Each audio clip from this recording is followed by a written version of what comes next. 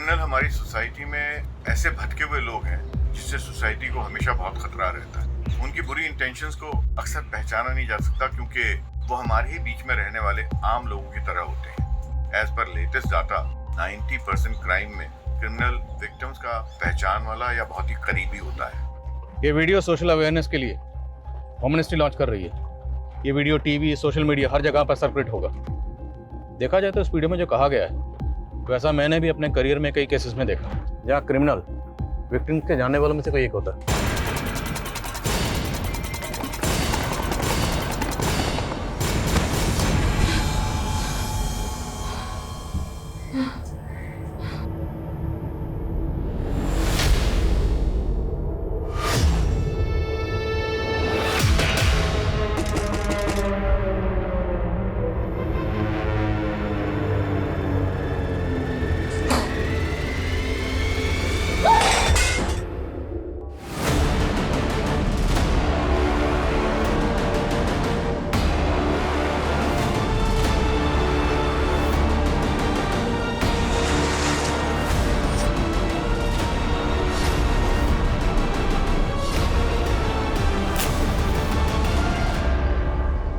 अंजलि, मुझे बख्श दे।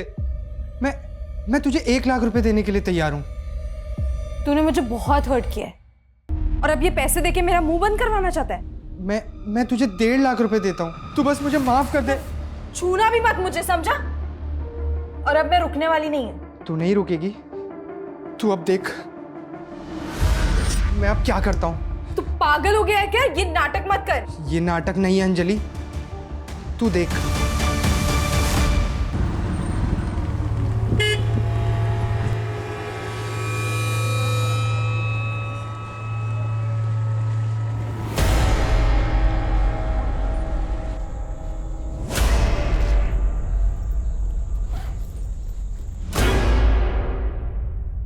दीदी, आप आ गए? आज इतना लेट कैसे हो गया? कुछ नहीं, बस ऐसे बहुत अजीब फील हो रहा है प्रिया। आप रुको, मैं आपके लिए पानी लेके आती हूँ। ये लो, पियो और बताओ क्या हुआ। वो मेरी जॉब छूट गई है, पर तू टेंशन मत ले। हम अभी के अभी पूना शिफ्ट हो रहे हैं, ठीक है? अभी? हाँ अभी।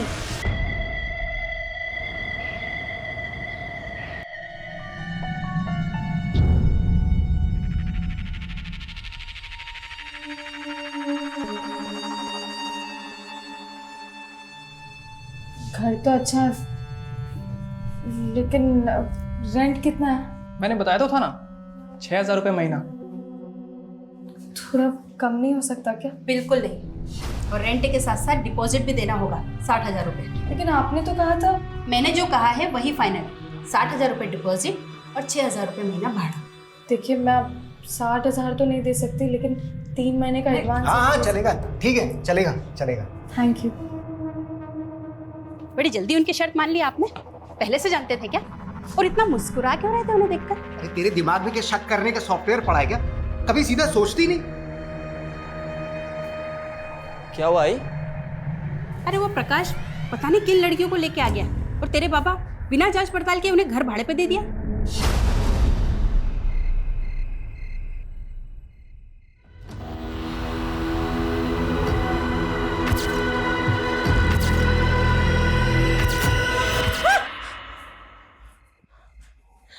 दीदी, आप देखो।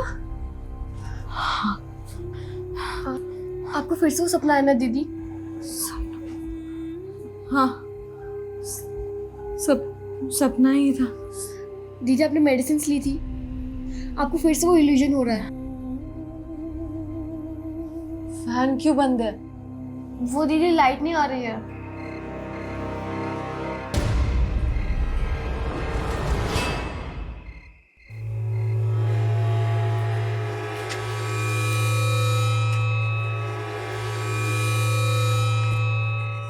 गणपत, तुम्हारी इधर लाइट आ रही है, हमारी उधर नहीं आ रही। एक बार प्लीज चेक कर लोगे क्या? स्टूल मिलेगा? हाँ, मैं लेकर आती हूँ। ये लो।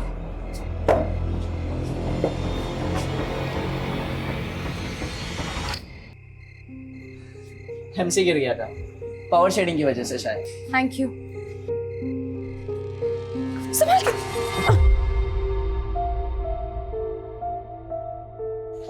अब लाइट आ गई, मैं चलता हूँ।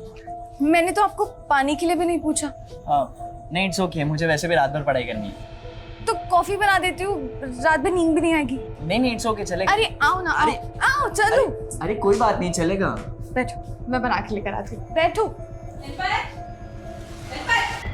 इतनी रात को तू यहाँ पे क्या कर रहा है?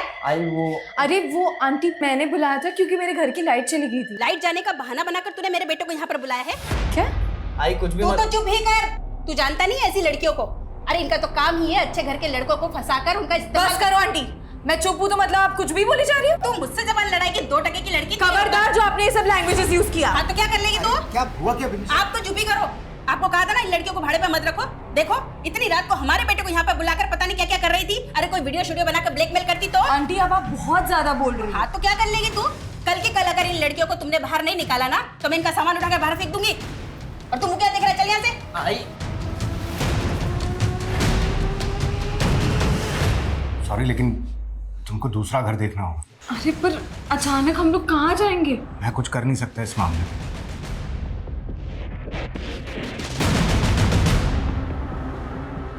मुझे तो लगता है तेरी बीवी तेरे आसपास किसी लड़की को देखना ही नहीं चाहती। अरे मैं खुद तंग आ गया हूँ अपनी बीवी से, और ये जो लड़की है ना, ये भी कम नहीं है। उल्टी नदी बहा रही है, मेरे बेटे पर लट्टू हो रही है वो। क्या? वो लड़की तो बड़ी तेज निकली। ऐसे कैसे घर छोड़ दे? मैं ये घर छोड़ के कहीं नहीं जाने वाली। और अब मैं उन लोगों को बताऊंगी कि मैं क्या क्या कर सकती हूँ। पर दीदी, गलती आपकी भी तो थी ना। आपको पता है आंटी का नेचर, फिर भी आपने गणपत को बुलाया।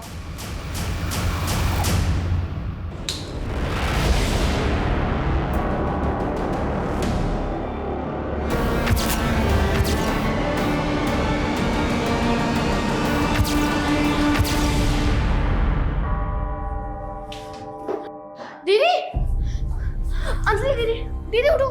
अंजलि दीदी उठो। दीदी आप टेंशन मत लो, सब ठीक हो जाएगा।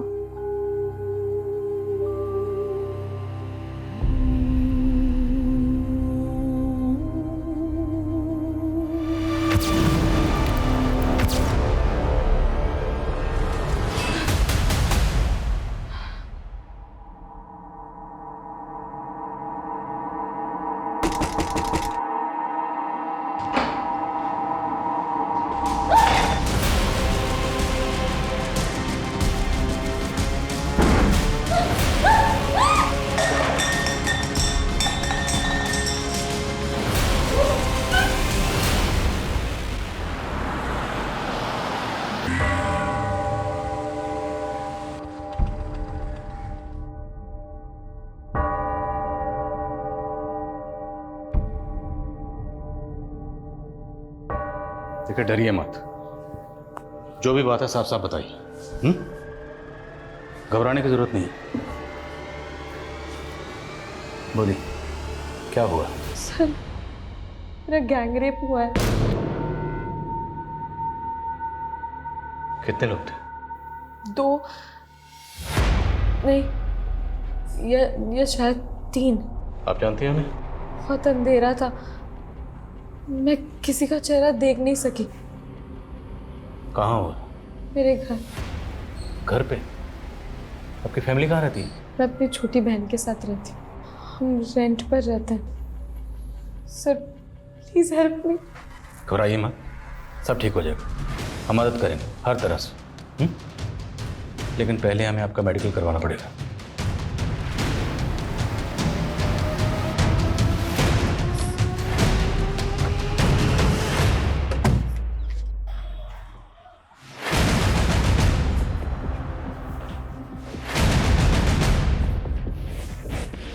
कल रात जो भी आपके साथ हुआ यहीं हुआ? जी सर। वो लोग ज़बरदस्ती आए होंगे, आपके हाथ पैर बांधे होंगे, स्कफल हुई होगी, लेकिन कमरा देखकर ऐसा कुछ लग नहीं रहा। आप लोगों ने सफाई की थी? नहीं, शायद हाथ पैर बांधे थे, ये तो पक्का है ना? तो रेप करने के बाद हाथ पैर तो खोले नहीं होंगे। आपने खुद को फ्री कैसे किया? मुझे कुछ याद नहीं आ रहा है। बांधा किस चीज से था? इलेक्ट्रिक वायर था, कोई वायर नजर नहीं आ रहा। शायद उन्होंने मुझे खोला होगा और शायद वायर अपने साथ ले गए। ये आपकी बहन है? जी। ये कल रात यहीं थी? क्या नाम है बेटा? प्रिया। प्रिया बेटा, कल रात आपकी बहन के साथ क्या हुआ था? देखा था आपने? कुछ सुना था? सर, प्रिया अंदर कमरे में सो रही थी और दरवाजा बंद था, पर सुबह उठ के मैंने उसे सब बताया।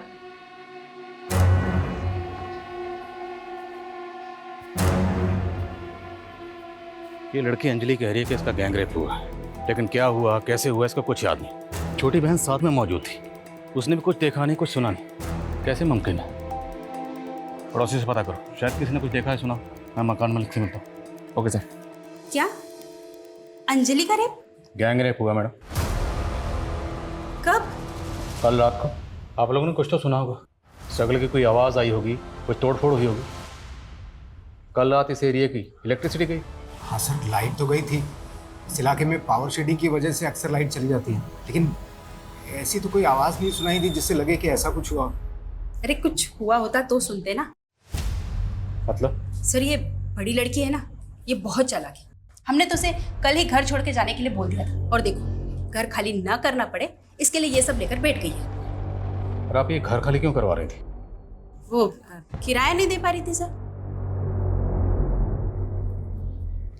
सर, आस पड़ोस में इंक्वायरी की, किसी ने कोई आवाज नहीं सुनी। मकान मालिकिन बोल रही है कि लड़की झूठ बोल रही है। सर, रात को यहाँ इलेक्ट्रिसिटी गई हुई थी। ऐसी कंडीशन में लोग घरों की खिड़कियां खोल देते हैं, लेकिन किसी ने कोई आवाज नहीं सुनी। और बाहर इतना सब कुछ होता रहा और छोटी बहन अंदर सोती रही, उसने भी कुछ नहीं सुना। ये अजीब नहीं है सर? और शर्मा, घर में 2 लड़कियां मौजूद थी और रेपिस्ट ने सिर्फ और सिर्फ बड़ी लड़की को टारगेट किया। मेडिकल रिपोर्ट आने दो, पता चल जाएगा क्या चक्कर है। Okay sir.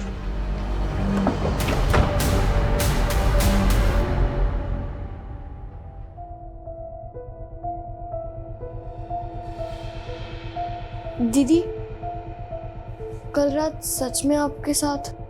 तो क्या मैं झूठ बोल रही हूँ? नहीं दीदी, पर फिर आपने मुझे रात में क्यों नहीं बताया?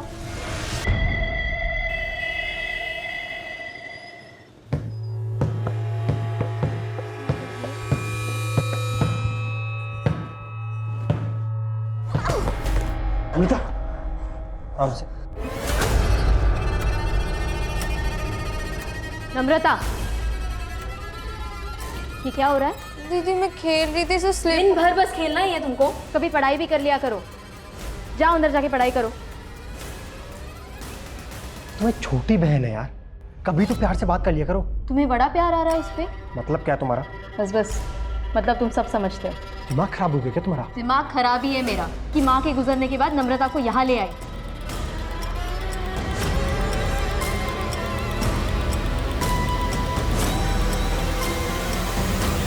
सर, ये अंजलि की मेडिकल रिपोर्ट, उसकी बॉडी पे किसी भी तरह की खरोच के निशान नहीं है, जिससे ये साबित हो कि उसके साथ ज़बरदस्ती हुई, और ना ही किसी रेपिस्ट के सीमेन सैंपल्स। रिपोर्ट्स भी कंफर्म नहीं करे हैं सर कि उसके साथ रेप हुआ है, हालांकि लड़की सेक्सुअली एक्टिव थी। अंजलि की बॉडी पे किसी रेपिस्ट के सेमेन नहीं मिले और उनके घर पर उन 2 बहनों के अलावा किसी तीसरे शख्स के फिंगरप्रिंट्स नहीं मिले। अंजलि की मकान मालिक ने बोला था सर कि अंजलि झूठ बोल रही है, और ये रिपोर्ट्स भी इसी तरफ इशारा कर रही हैं। देखते हैं अंजलि इस बारे में क्या कहती है। हाँ सर, ये बात सच है कि मकान मालिक ने हमें घर खाली करने को कहा था, लेकिन सर मैं झूठ नहीं बोल रही हूँ, मेरा सच में रेप हुआ है। गैंग रेप कहा था? हाँ। और आपकी बॉडी पर किसी रेपिस्ट के सेमेन नहीं मिले। लेकिन सर उन लोगों ने मेरे साथ जबरदस्ती की थी। हाँ लेकिन उन लोगों ने मेरे साथ रेप करने के बाद मुझे जबरदस्ती नहला दिया था। सर शायद इसी वजह से सिमरन। ये आपने हमें पहले क्यों नहीं बताया? सर मैं बहुत ज्यादा पैनिक हो गई थी, मेरे साथ इतना सब कुछ हुआ लेकिन आप लोग भरोसा करने के लिए तैयार ही नहीं। मीडिया वाले सही कहते हैं, आप लोग के इसी रवैये की वजह से ना 90% ऑफ रेप विक्टिम रिपोर्ट लिखवाने से डरते हैं। देखिए, हम खुद कुछ नहीं कह रहे हैं, ये सब आपकी मेडिकल रिपोर्ट में लिख के रहा है। और आपकी बहन भी तो मौजूद थी। प्रिया बेटा, हमें वाकई समझ में नहीं आ रहा, आपकी बहन के साथ इतना कुछ हुआ, आपने कुछ देखा नहीं, कुछ सुना नहीं, कैसे? वो सर, मुझे उस दिन फीवर था, इसलिए मैं दवाई लेकर सो गई थी। शायद इसलिए मेरी आंखें नहीं खुली। सर मुझे ऐसा लग रहा है कि अंजलि ने अपनी बहन को रटा दिया है, जो उसे हमारे सामने क्या बोलना। एक काम करते हैं, अंजलि से थोड़ा सख्ती से इंक्वायरी करते हैं। नहीं कर सकते, देखा नहीं तो कैसे मीडिया का हवाला देकर रेप विक्टिम्स की बातें कर रही थी। अगर हमने ऐसा किया तो मीडिया में बवाल मचाएगी कि हम उसकी बात सुन नहीं रहे। तो फिर क्या करना चाहिए सर? पता करना होगा कि अंजलि झूठ किस मकसद से बोल रही है।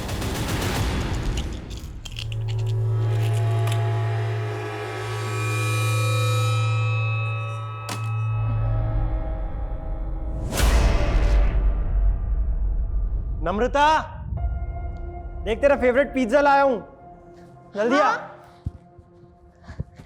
थैंक यू जीजू, आप ना बहुत अच्छे हो। नम्रता, ये मार्कशीट तुम्हारे बैग में थी, दिखाए क्यों नहीं? दिन भर या तो बस खाती रहती है या तो खेलती रहती है या थैंक यू जीजू करके घूमती रहती है। अरे तुम चुप रहो। तुम इसके साथ क्या कर रहे हो ना, ये नहीं समझ पा रही है। अब रोके मत दिखा। तू ना मेरे गले की हड्डी बन गई है, ना निगल पा रही हूँ ना ही निकाल पा रही हूँ। आपको इतनी प्रॉब्लम है ना तो मैं चली जाती हूँ। नम्रता, बस ज्यादा दुलार करने की जरूरत नहीं है, आ जाएगी अपने आप। ये अंजलि और प्रिया को तुम कब से जानते हो प्रकाश? सर मैं उन्हें पर्सनली नहीं जानता, मैंने उन्हें किराए पे घर दिलवा दिया था और उन्होंने मुझे मेरा ब्रोकरेज दे दिया। ये चोट कैसे लगी तुम्हें? सर ये वो मेरी बाइक स्लिप हो गई थी। अच्छा, ये दामोदर की बीवी कह रही थी कि वो लड़कियां उनका किराया नहीं दे रही। नहीं सर, उन्होंने तो 3 महीने का एडवांस दिया था। तो फिर वो उन्हें घर से क्यों निकालना चाहती थी? उनके बेटे गणपत की वजह से सर। मतलब? सर दामोदर की बीवी को लग रहा था कि वो लड़की उसके बेटे के साथ दोस्ती बढ़ा रही है। अरे टेंशन है तभी तो मना कर रहा हूँ तू जाने के लिए, कुछ दिन आना मत। अच्छा ठीक है, मैं तेरे से बाद में बात करता हूँ। हाँ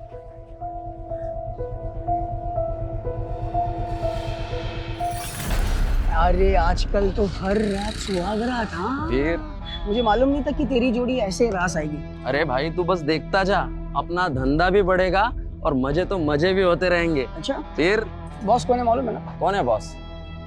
एक चीज याद रखना, क्या? 30% तू और 70% मैं। मतलब बॉस तू है? आजा तेरे को खाना खिलाता हूँ। अरे बैठ।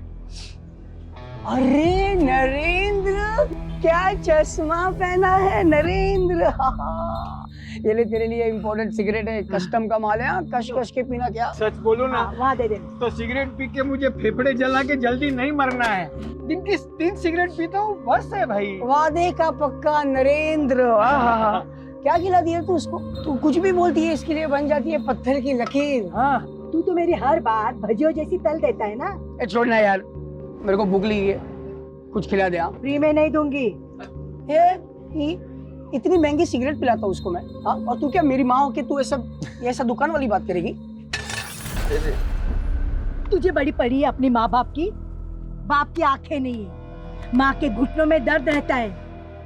कभी बटाता है तू हमारा हाथ? मुझे ये स्टॉल वॉल में इंटरेस्ट नहीं है। अपना देखना यही सड़क पे एक आलीशान रेस्टोरेंट होगा, फिर रेस्टोरेंट में जाके खाना खा।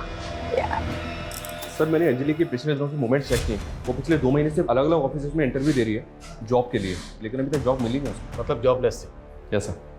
उसकी मकान मालकिन भी कह रही थी कोई किराया नहीं दे पा रही थी। तो क्या मतलब मकान खाली ना करना पड़े सिर्फ इसलिए कोई लड़की इतना बड़ा झूठ बोलेगी? हो सकता है सर उसे कोई दिमागी परेशानी। कैसी दिमागी परेशानी? उसके घर के पास एक केमिस्ट है सर, जहाँ अंजलि हर फ्राइडे जाती है और 1 हफ्ते की दवाइयाँ खरीदती है। मैंने उस केमिस्ट से बात की, उसने बताया कि अंजलि ये दवाइयाँ साइकाट्रिस्ट के प्रेस्क्रिप्शन पे खरीद रही है। नासिक की सर्वदीप डिस्पेंसरी की प्रेस्क्रिप्शन थी वो। सर क्या मैं आपको पागल लगती हूँ? बिल्कुल नहीं, पर आपको मेंटल हेल्थ के क्या इश्यूज हैं? किस चीज़ की मेडिसिन ले रही हैं आप? मैं मेंटल स्ट्रेस से गुजर रही हूँ। कैसी स्ट्रेस? सर लाइफ में स्ट्रेस कम नहीं है। जॉब का स्ट्रेस, सर्वाइवल का स्ट्रेस, रेंट का स्ट्रेस और प्लस मेरी बहन का फीस का स्ट्रेस। सर मेरे अलावा मेरी बहन का इस दुनिया में कोई नहीं है। देखिए मैं समझ रहा हूँ, लेकिन आप नहीं समझ रहे। आप एक ही सवाल बार बार पूछे जा रहे हैं, उसकी वजह से मुझे और स्ट्रेस हो रहा है। सर मेरे साथ इतना कुछ हुआ है और आप बाल की खाल निकालने पे तुले हैं। मैडम अभी तो बाल ही नहीं मिला, तो खाल क्या निकालेंगे? एक भी ऐसा क्लू नहीं मिला जिससे साबित हो कि आपका रेप हुआ। सर आप लोगों ने तो ठान ही लिया है कि आप लोग मुझे इंसाफ दिलवाएंगे ही नहीं। मैं आप लोगों को कितनी बार बोलूं कि मैं झूठ नहीं बोल रही हूं? अब क्या अपने आप को जलाकर अग्नि परीक्षा देनी होगी? ठीक है, तो फिर यही सही।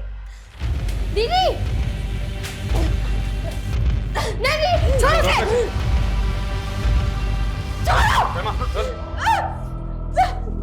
छोड़ दो मुझे। अगर आप लोग इंसाफ नहीं दिला सकते ना तो मर जाने दो।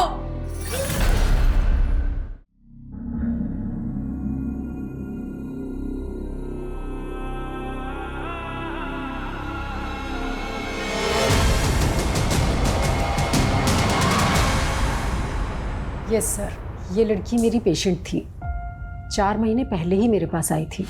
मुझे ना बहुत ज़्यादा स्ट्रेस है, पूरी रात नींद नहीं आती है। प्रॉब्लम क्या है? वो सपना उसको जलता हुआ देखती हूँ। मैंने इससे 2 सेशन ही बात की थी और मैं समझ गई थी कि ये कोई सपना नहीं है, बल्कि उसका कोई पास्ट है जिसमें उसने किसी जिंदा औरत को जलते हुए विटनेस किया है। तो क्या अंजलि ने आपको ये बताया था कि उस औरत से उसका रिश्ता क्या है? एक्चुअली उसने खुलकर कुछ भी नहीं बताया, बल्कि मैं सोच रही थी कि नेक्स्ट सेशन में उसे डीपली डिस्कस करूंगी, पर उसने तो आना ही बंद कर दिया। वो नासिक में कहाँ रहती है? शायद गणेश नगर, वहीं पास में ही कोई अनुवा केमिकल्स करके कोई एक कंपनी है, शायद उसी में काम करती थी। क्या अंजलि ने रेप केस फाइल किया है? उसने तो हमें ये बताया कि उसका गैंग रेप हुआ है। पर सर ये सब किया किसने? वो तो अंजलि को भी नहीं पता है, लेकिन हम ये जानना चाहते हैं कि उसने यहाँ का जॉब क्यों छोड़ा। सर वो जॉब करने आई कहाँ थी? मतलब? सर मुझे आपको बताने से बहुत डर लग रहा है, लेकिन आपको कहीं और से सच्चाई पता चले इससे पहले मैं आपको सच बता देता हूँ। भाई बहुत तगड़ा ऑर्डर लगा इस बार हाथ। क्या बात है। 1 kg कानपुर ले जाना है। रिस्क तो है, पता क्या करें? नरेंद्र, अरे मेरा बाप कब काम आएगा? सुन, ये दिव्या लोग है ना, ये लोग को क्या मिलता है मालूम है? हमदर्दी। ये लोग का चेकिंग होने का चांसेस बहुत कम है। नासिक में स्टोर मैनेजर कुणाल को रेप की धमकी देकर ब्लैकमेल कर रही थी, और यहाँ पे ये गैंग रेप चल क्या रहा है? कुणाल झूठ बोल रहा है सर, वो मुझे मोलेस्ट कर रहा था। 1.5 लाख रुपए लिए थे तुमने कुणाल से, ट्रांजैक्शन का प्रूफ है हमारे पास। हाँ मैंने उससे 1.5 लाख रुपए लिए थे, लेकिन वो मुझे मोलेस्ट कर रहा था। मैंने उसके खिलाफ कंप्लेंट करने का भी सोचा, लेकिन जब उसने सुसाइड करने की कोशिश की तो मैं पीछे हट गई। सर मैं आपको गुमराह करने की कोशिश नहीं कर रही, मुझे तो ऐसा लग रहा है कुणाल आपको गुमराह करने की कोशिश कर रहा है। कहीं ऐसा तो नहीं उस रात कुणाल ही आया था मुझसे बदला लेने के लिए? हमने बार बार पूछा कि आपके साथ जो भी हुआ वो किसने किया, कौन था, कुछ याद नहीं आया, और अब अचानक कुणाल पे शक। नई कहानी। वैसे और भी कई कहानियाँ हैं जो पता चली हैं। वो औरत कौन है जो जिंदा जली? साइकियाट्रिस्ट ने सब कुछ बता दिया। और भी किसी क्राइम में इन्वॉल्व हो? सर मैंने कभी कोई क्राइम नहीं किया है। वो औरत कौन थी जो जिंदा जली? वो हमारी माँ थी सर, जिसको हमारी आंखों के सामने जिंदा जला दिया गया। किसने जलाया? हमारे गांव वालों ने, जिसमें हमारा बाप भी शामिल था। हमारे बाप का बस चलता तो हमें बेच देता, उससे पीछा छुड़ाने के लिए हमें यहाँ आना पड़ा। मकान मालिक को बोला था कि माँ बाप मर चुके हैं, अब कह रही हो कि बाप जिंदा है, उसी ने माँ को मारा। झूठ क्यों बोला? हाँ सर मैंने झूठ बोला, अगर सच बोलती तो वो हमें किराए पे भी नहीं रखती। अच्छा, मकान खाली ना करना पड़े तो इसलिए झूठ का सहारा। एक बात बताओ, तुम खुद के लिए इंसाफ चाहती, अब तुम खुद कह रही हो कि तुम्हारी माँ को तुम्हारे बाप ने मारा था, तो फिर उस वक्त पुलिस कंप्लेंट क्यों नहीं की? तब हिम्मत नहीं थी सर, पर अब लग रहा है सच बोल के भी कोई फायदा नहीं है। अब आप क्या चाहते हैं कि हम भी अपनी माँ की तरह जल के मर जाएं? एक और ड्रामा नहीं चाहिए मुझे, समझे? सर आप ऐसे ही पल्ला नहीं झाड़ सकते। मेरा गैंग रेप हुआ है और ये आपकी ड्यूटी है कि आप मेरे गुनाहगारों को पकड़े।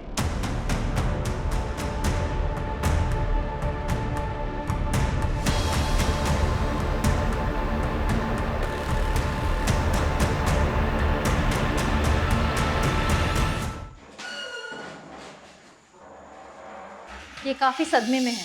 पूछिए इसे इसके साथ क्या हुआ था और ये इस मार्केट में कैसे पहुंची।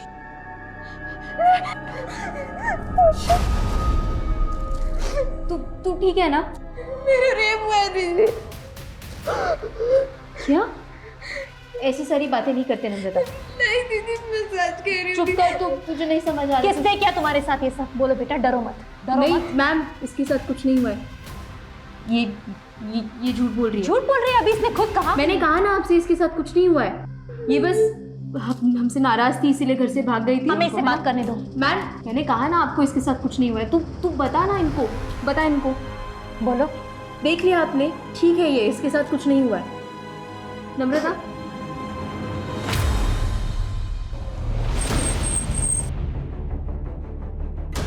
हाँ, ये हमारे गांव की ही है, भालेराव की बेटियां हैं। देखिए सरपंच जी, इन दोनों बहनों ने बयान दिया हमें कि गांव के कुछ लोगों ने इनके बाप के साथ मिलकर इनकी मां को जिंदा जला दिया था। साहब, हो सकता है ऐसा कुछ हुआ हो, लेकिन ये हमें मालूम नहीं है। और इनका बाप कुछ भी कर सकता है, एक नंबर का कमीना है। अपनी बीवी से धंधा करवाता था, जानवर। चल। कहाँ भाग गई थी? और ये क्या नई स्टोरी बनाई है? मेरा सच में रेप हुआ। बस, आज के बाद ये बात तेरी जुबान पे नहीं आनी चाहिए। अंदर जा और कपड़े बदल, और आज से तेरा इस घर के बाहर निकलना बंद।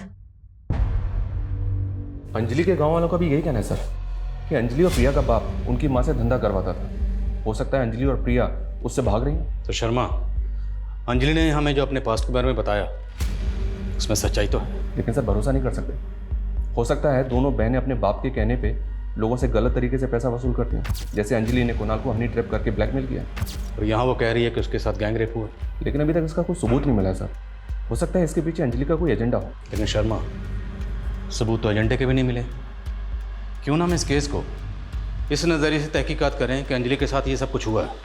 हो सकता है ये कोई रैंडम क्रिमिनल हो। एरिया के जितने भी उठाए गए हिस्ट्री शीटर हैं, सबको उठाओ। पर अगर ये गैंग रेप है तो फिर अंजलि के साथ किसने किया है? उसने कुणाल पे शक जताया था सर। देखता हूँ वो उस रात कहाँ था। एजेंट प्रकाश को भी चेक करो। और दामोदर के बेटे गणपत के साथ अंजलि फ्रेंडली हो रही थी, इसलिए दामोदर की बीवी विनीशा दोनों बहनों से मकान खाली करवा रही थी। फिर इस फैमिली को चेक करो। Okay sir.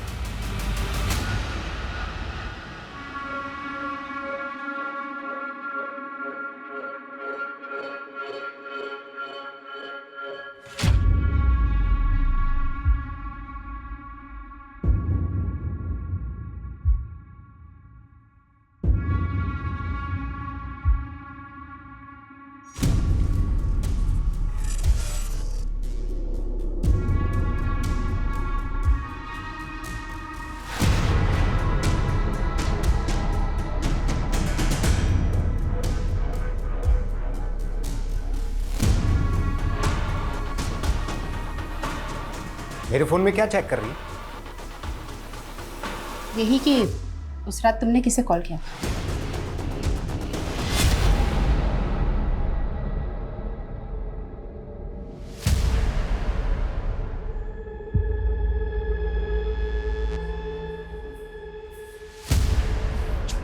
अंदर चल। अरे तुम लोग बाहर से कहाँ से आ रहे हो? अरे सिगरेट पी रहा था बाहर। आज के बाद सिगरेट पीना टांगे तोड़ दूंगा तेरी। चल अंदर। तुमने गणपत को सिगरेट पीते हुए ही देखा था या उसने तुम्हें कुछ करते हुए देख लिया था? क्या बकवास कर रही है तू? हाँ, तो उस रात प्रकाश को क्यों कॉल किया था तुमने? अरे तू ही तो बोली थी कि लड़कियों से घर खाली कराने का है। अभी उनके एजेंट को तो बोलना पड़ेगा ना।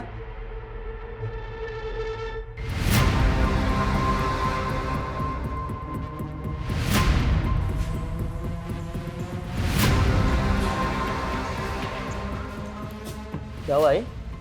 उस रात तेरे पापा ने तुझे सिगरेट पीते ही पकड़ा था ना, या कुछ और करते हुए? क्या बोल रही है आई? यही कि तेरा बाप तुझे बचा रहा है या तू अपने बाप को बचा रहा है?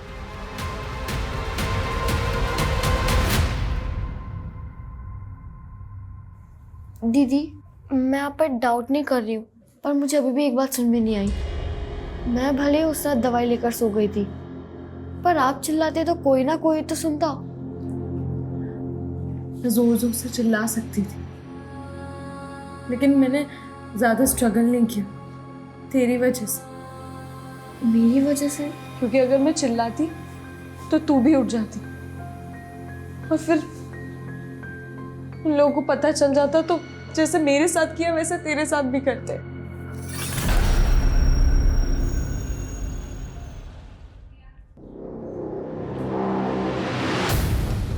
नम्रता ने हमें आपके फोन से कॉल किया था। उस दिन तो आप दोनों ने इसे बोलने नहीं दिया, लेकिन अब हम नम्रता से बात करेंगे।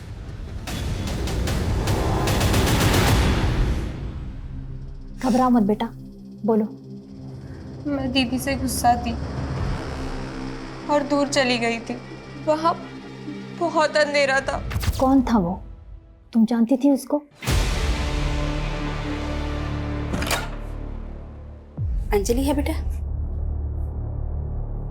आप फिर आ गई मेरी तकलीफ का मजाक उड़ाने। मैं तुमसे बात करना चाहती हूँ। बोलिए। कई बार हम लोगों को समझने में भूल कर बैठते हैं, क्योंकि हम उन्हें उसी नज़रिए से देखते हैं जिस नज़रिए से हम उन्हें देखना चाहते हैं। लेकिन हर बात का दूसरा पहलू भी तो होता है। फिर आप ही सोचिए कि मैं अपने रेप को लेके झूठ क्यों बोलूँगी। कई बार सच बदनाम हो जाता है और झूठ को हमदर्दी मिल जाती है। आप तो मुझे बदनाम करना चाहती थी। जिस तरह से तुम अपने सच के साथ खड़ी हो, मुझे बहुत शर्मिंदगी हो रही और अब मैं तुम्हारा साथ देना चाहती हूँ, इसलिए मैंने पुलिस को बुलाया है और अब मैं उन्हें कुछ बताना चाहती हूँ।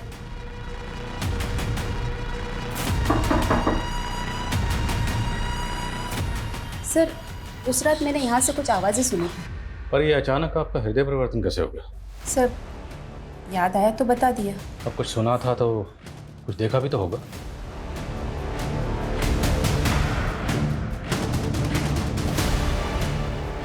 कुछ देखा था?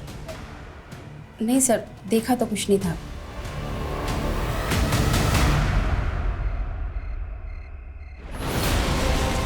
सर, भले ही अंजलि की मकान मालकिन भी उस पर भरोसा कर रही है, लेकिन अभी तक ऐसा कोई क्लू नहीं मिला है जिससे पता चले कि उस रात 2 या 3 लोग उस घर में आए थे जिन्होंने अंजलि का रेप किया था। दामोदर, गणपत और आसपास के कुछ लोगों के कॉल पर चेक किए मैंने, लेकिन किसी में भी कुछ भी सस्पिशियस नहीं मिला। और सर, लोकेशन रिकॉर्ड से भी कुछ भी नहीं मिलेगा मैं, क्योंकि ये सारे लोग एक ही एरिया में रहते हैं। इस कुणाल की भी एलिबाई चेक की मैंने, वो उस रात नासिक में ही था। उसके कॉल और लोकेशन रिकॉर्ड में भी कुछ भी सस्पिशियस नहीं मिला। विनिशा का बेटा गणपत, इसकी अंजलि से दोस्ती थी, तो क्या विनिशा अंजलि का जज्बा देख कर डर गए, घबरा गए, इसलिए अंजलि को कॉन्फिडेंस में लेने का नाटक कर रही? और जिस तरह से ये सब कुछ अंधेरे में हुआ है, डीएनए मिटा दिया गया, घर की एक एक चीज़ बिल्कुल अपने ठिकाने पे थी, परफेक्ट। ये सब तो कोई ऐसा शख्स कर सकता है जो उस घर के चप्पे चप्पे से वाकिफ हो। अगर अंजलि सच कह रही है तो उसे पहले ब्लाइंड फोल्ड किया गया, फिर इलेक्ट्रिक वायर से उसके हाथ पैर बांधे गए। उस दिन उस एरिया में इलेक्ट्रिसिटी नहीं थी, यहाँ तक कि स्ट्रीट लाइट भी ऑफ थी। राइट सर, और ज़्यादातर सीसीटीवी ऑफ थे। क्या क्रिमिनल पहले से जानता था कि लाइट जाने वाली है? क्या क्रिमिनल इलेक्ट्रिसिटी बोर्ड से जुड़ा हो सकता है? सर, मैंने एक चांस लिया था। उस रात नाइट ड्यूटी पे जितने भी इलेक्ट्रिसिटी बोर्ड के वर्कर्स थे, उन सब की लिस्टिंग की थी मैंने। यहाँ तक कि उस एरिया के जितने भी हिस्ट्री शीटर हैं, सेक्स ऑफेंडर्स हैं, उन सब से बात की मैंने, पर कुछ मिला नहीं सर। मैं इस केस फाइल को अनसॉल्व केसेस की फाइल में नहीं देख सकता। इस केस को हमें किसी भी सूरत में सॉल्व करना है। सर, हमें ऐसे 2 केसेस मिले हैं जिनमें रेप विक्टिम की स्टेटमेंट अंजलि की स्टेटमेंट से काफ़ी मैच कर रही है। कानपुर में एक 14 वर्षीय बच्ची के साथ रेप हुआ था सर, उसको भी इलेक्ट्रिक वायर से बांध के ब्लाइंड फोल्ड किया गया था। और जयपुर में 60 वर्षीय शांता के साथ भी काफ़ी ब्रूटैलिटी हुई थी सर। इन दोनों केसेस में क्रिमिनल्स ने क्राइम करने के बाद विक्टिम्स को नहला दिया था सीमेंट वाइप आउट करने के लिए। और ये दोनों केस घर के अंदर नहीं हुए सर, घर के बाहर ऐसी जगह पे हुए जहाँ काफ़ी अंधेरा था। मतलब इन तीनों केसेस में मोडस ऑपरेंडी के अलावा अंधेरा भी कॉमन है। हमें लगता है कि आप तीनों का रेपिस्ट एक ही है, इसलिए जिस दिन ये वारदात हुई हम जानना चाहते हैं कि उस दिन आपके साथ क्या क्या हुआ, डिटेल में। सर, उस दिन मेरे बहू के साथ झगड़ा हुआ था। मैं बीकानेर जाना चाहती थी अपने भाई के घर। बस स्टॉप के पास किसी ने कहा कि दिन की आखिरी बस निकल गई है। वहाँ से बाईपास 1 किलोमीटर दूर था। मुझे कोई रिक्शा नहीं मिला, मैं पैदल ही जा रही थी कि तभी पीछे से किसी ने मुझे पकड़ लिया। मैं दीदी से गुस्सा थी, मुझे तो घर भी नहीं जाना था और मुझे एक बेगर ने परेशान करने की कोशिश की थी। उसने मुझ पर इत्र डाल दिया था। मुझे भूख लग रही थी तो तो मैंने देखा कि एक बैंक्वेट में फंक्शन हो रहा था। मैंने अंदर जाने की कोशिश की तो वहाँ के गेट कीपर ने मुझे बाहर निकाल दिया। सुनो बेटा। फिर एक ब्लाइंड अंकल ने मुझे खाने के लिए बिस्किट्स दिए। मैं वहाँ से भी चली गई थी। थोड़े ही आगे जाके किसी ने मुझे पकड़ लिया। लेकिन सर, उस इंसिडेंट के 2 दिन पहले एक ब्लाइंड मैन आया था मेरे घर पे। वो सेल्समैन था। जी जी, मैं ज़ायरस मशीन से आया हूँ। इन्वर्टर इंस्टॉल किया था हमने आपके यहाँ, उसकी कंप्लेंट है। फिर वो मेरे गांव का नाम भी पूछ रहा था। सर, जितनी सफाई और चालाकी से क्राइम्स किए गए हैं, जहाँ क्रिमिनल्स ने डीएनए तक नहीं छोड़ा है, मुझे नहीं लगता कि कोई ब्लाइंड मैन ऐसा करेगा। तो मुमकिन है कि कोई ब्लाइंड मैन को सिर्फ रैके के लिए इस्तेमाल कर रहा हो, या फिर वो ब्लाइंड हो ही नहीं, ब्लाइंड होने का नाटक कर रहा, क्योंकि नम्रता की क्राइम सीन से जो ब्लाइंड मैन गायब वो आज तक मिला नहीं। जरा उस कंपनी में पता करो, क्या वहाँ पर कोई blind man salesman. Okay sir.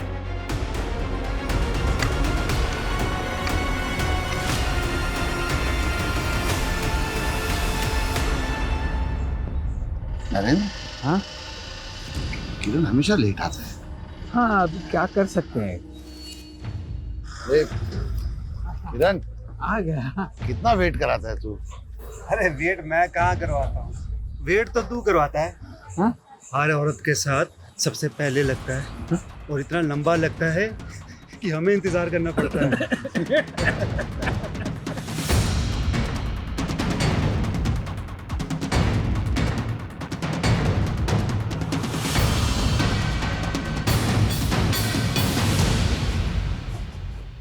आगे एक लड़की बैठी है।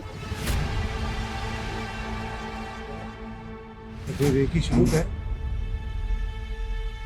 सर, उसका लोकेशन यही शो हो रहा है। शायद वो ट्रैवल कर रहे हैं।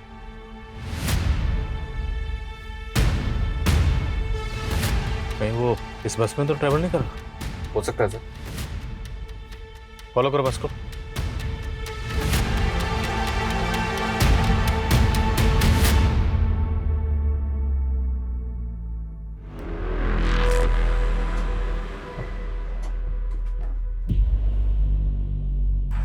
मुझे तो 18 साल से ज्यादा नहीं लगती। मुझे तो 30 की लगती है।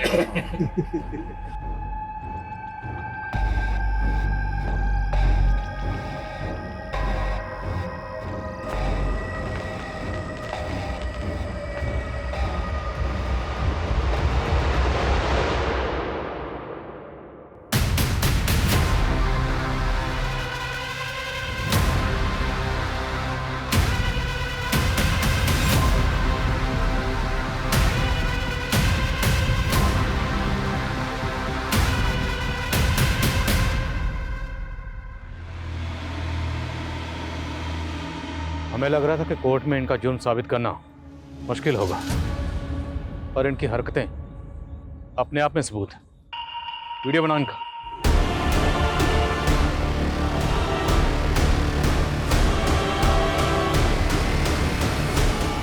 पुलिस, लड़की को उठाओ।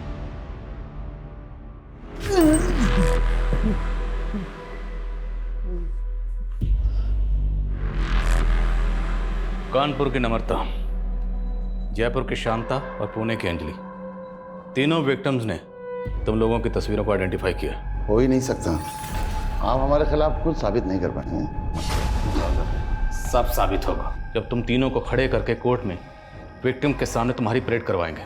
और आज उस लड़की के साथ जो तुम लोग छिछोरी हरकतें कर रहे थे, उसका वीडियो है हमारे पास।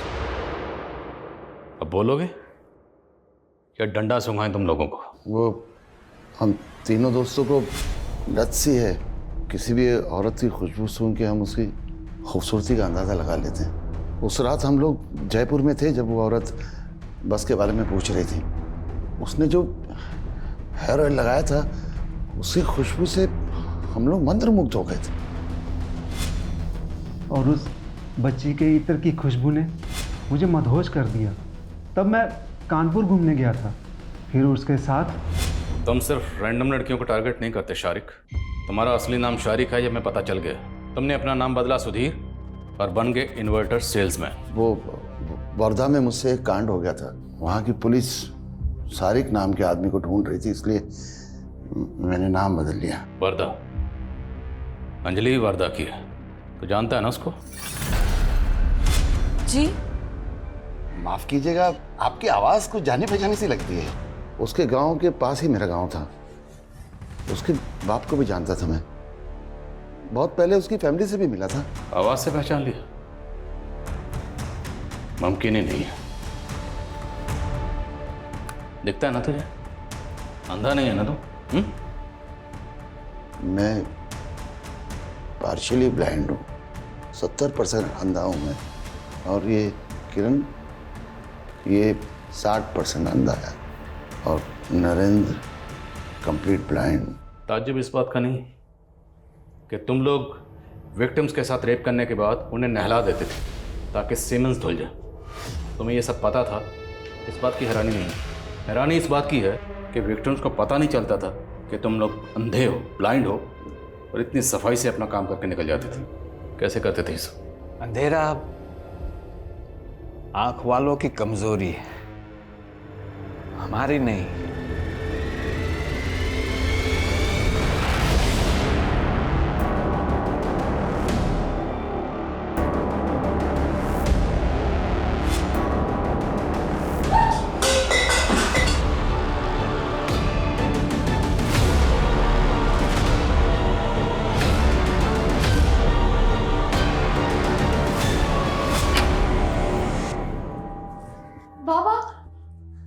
बेटा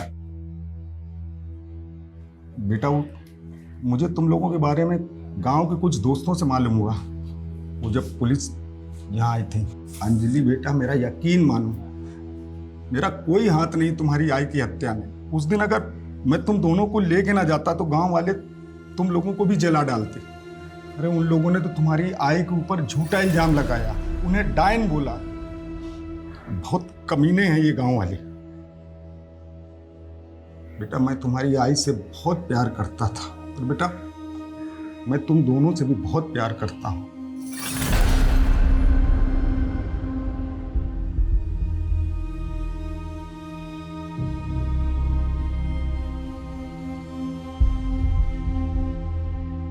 ऐसे स्ट्रेंज केस के बारे में तो मैंने कभी नहीं सुना था सर। मुझे तो अब भी सोच के ये ताज्जुब हो रहा है कि हमने ऐसे लोगों को अरेस्ट किया है जिनके प्रति लोगों का रवैया हमदर्दी भरा ही होता है। इसलिए तो कभी किसी ने इन पर शक ही नहीं किया। दरअसल इस तरह के लोगों की रॉग इंटेंशन को लोग कभी भांप ही नहीं पाते। पर इन विक्टिम्स की आपबीती से लोगों को सबक लेना चाहिए और हमेशा सतर्क रहना चाहिए। और एक बात सर, अंजलि अपनी माँ की हत्या के इंसाफ के लिए लड़ाना चाहती है, उसने मदद मांगी हमसे। हमारा काम ही है मजलूम को इंसाफ दिलाना और लोगों को मदद करना, वो हम करेंगे।